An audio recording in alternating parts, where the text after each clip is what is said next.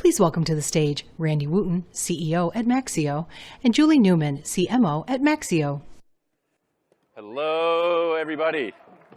Day 3 of SaaStr, and you all are here. Thank you. Super excited to be here with you guys. We're going to be talking about the latest Maxio Institute Growth Report. QR code, obligatory QR code is here. We also will be passing some out, and we'll have them at our booth if you want it afterwards. I'm Randy, CEO. I came here last year, and I'll talk a little bit about it. Since then, we've had Julie Newman join us as our CMO. I'm really excited to have her here.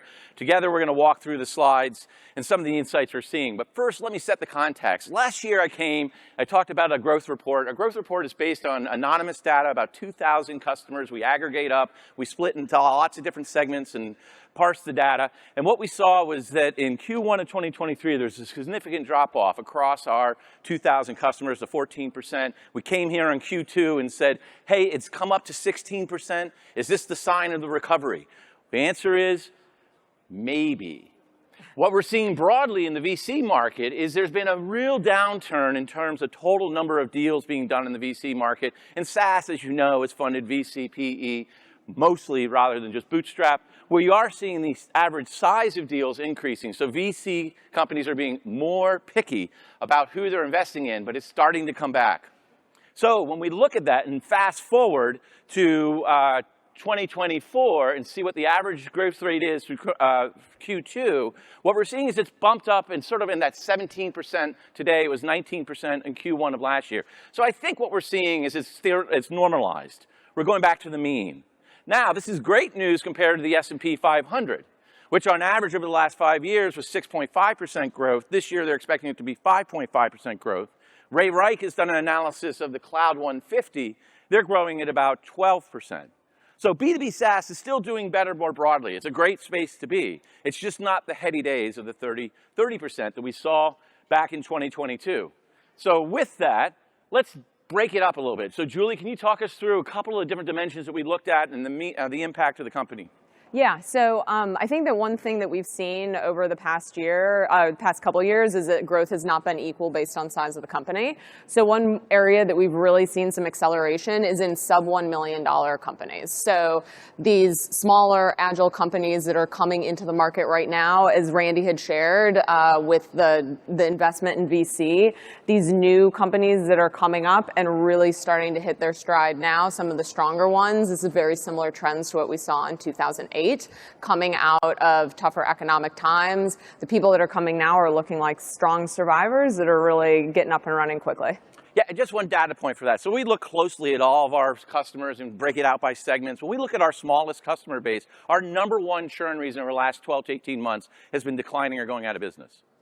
So a bunch of small companies have been running out of the money. The VCs haven't been investing more and they're flaming out. What Julie's talking about is, hey, there's a whole new round of investment happening.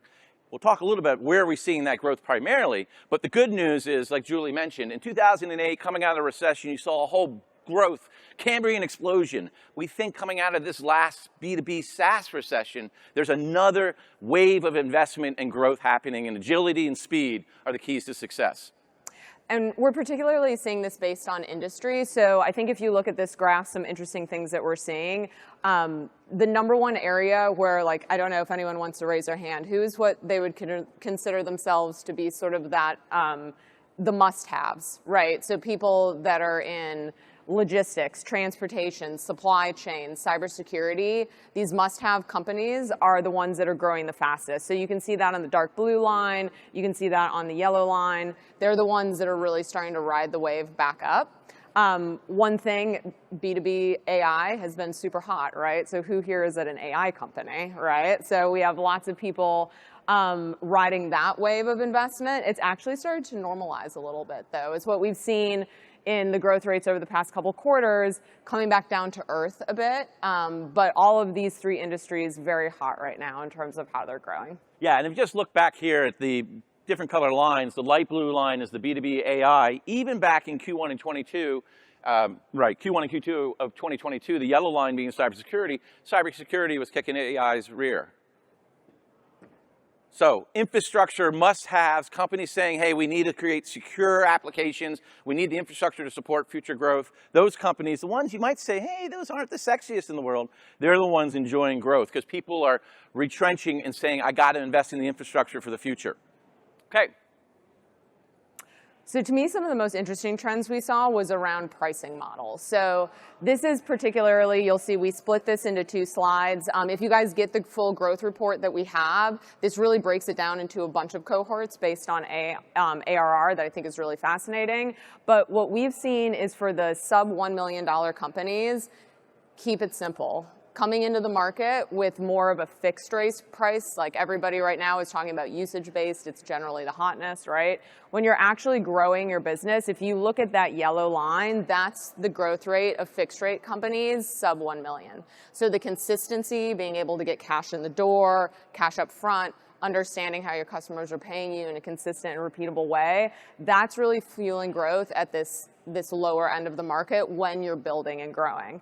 And if you want to go ahead? I would just say, which is really surprising, right? I often think that we think about early stage companies, the go-to-market motion, sales-led versus product-led. Early stage companies often have usage-based pricing as the model associated with their PLG offering. There are PLG companies that have fixed rate subscription, but when you look at this and say, gosh, the early stage companies are benefiting from the fixed contract model, PLG versus SLG, it makes sense. Why? They're getting cash, right? They're getting paid. They don't have that volatility going on when you're only a usage-based model. So getting out of the gate, as Julie said, with that core platform fee can really make a difference for your long-term growth. However, when we hit the inflection point, what do we see? So this is one particularly, dig into the report on this because there's some great graphs. But when you start to hit that product market fit, so this is showing particularly 1 million and above in revenue, but we really see this accelerate at the 10 million and above point. You start to see that blue line, the usage-based companies, they're growing faster. So once you start to layer in that usage-based price, you have product market fit, you understand how users are using your product, you understand what they need, how you can monetize better. That's really when to start leaning into usage-based pricing to have that be an accelerant to growth. And I think the dirty little secret is it's not usage versus fixed. Right. The future is hybrid. You're going to have both. Yeah.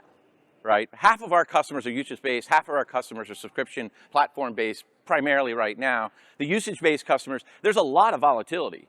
In the good days, you love it, right? Because usage goes up, your NRR goes up, you're like, oh, this is the greatest thing in the world. When you have contraction or any sort of compression, usage drops, and it turns into really interesting board conversations like, what's going on with your business?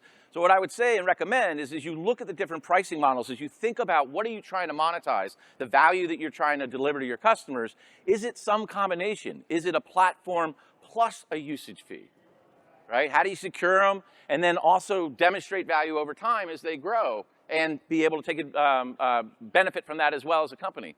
So with that, let's roll into the key insights.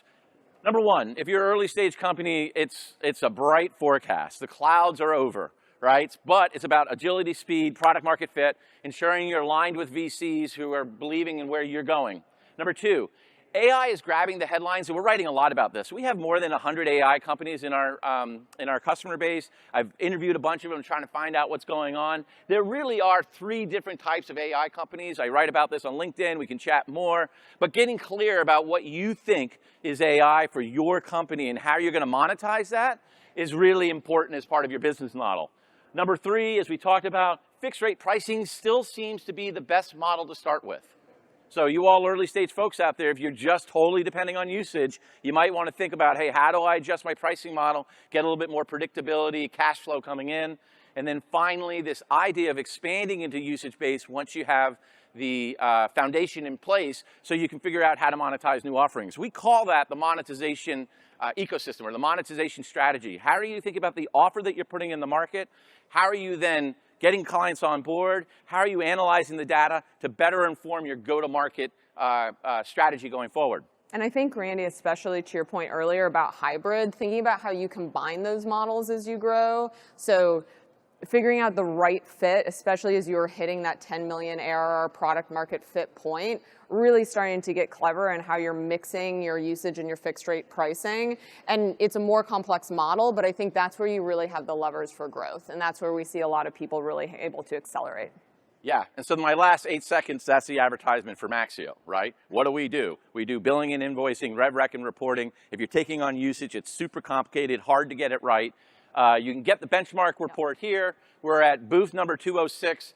Who knows how you can tell where the booth number is? Find the Maxio knot, and we'll give you the report. Right, we'll back talk there. about what you're doing in terms of your go-to-market motion, your pricing motion, and be delighted to chat about if we could work together. Thank you all. Have a great SaaStr.